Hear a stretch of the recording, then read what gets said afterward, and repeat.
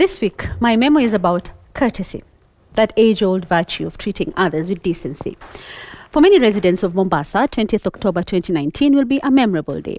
For the first time, the National Mashujaa Day celebrations were held in the coastal city, and residents got a front row seat to the spectacle, which included a march past parade by the armed forces, dances, air shows, and a display by the Navy on the Indian Ocean, all set in the newly unveiled Ngina waterfront. The speeches by national leaders and, of course, the national award given to world marathon record holder Eliud Kipchoge.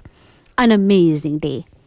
But not so amazing for a section of residents of Mombasa. Beneath all the pomp and pageantry was a dark cloud of brutality meted on tens of residents by the very people who were supposed to be the very symbols of safety and security, the military. Residents were pushed and beaten by these members of the so-called disciplined forces for no justifiable reasons. Most horrifying were reports that some residents had been forced to swim in raw sewage by zealous officers. Others reported being slapped and forced to sit in the mud. Still, other residents being reported being forced to frog jump for long distances for unexplained crimes.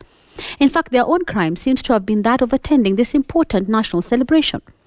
The Kenya Defence Forces was founded on a history of discipline and have the universal honour of protecting our borders and ensuring we sleep soundly, knowing that we are safe.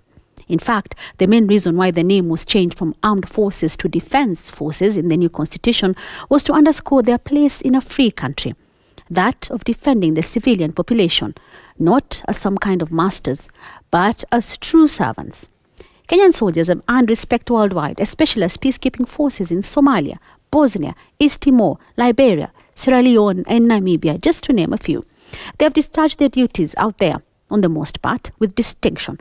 They have paid a heavy price for their service, with heroes like Corporal Edwin Wekoba, who lost his legs during an operation in Somalia, or the many soldiers who have paid the ultimate price in the line of duty in areas such as El Ade, Liboi and Mandera.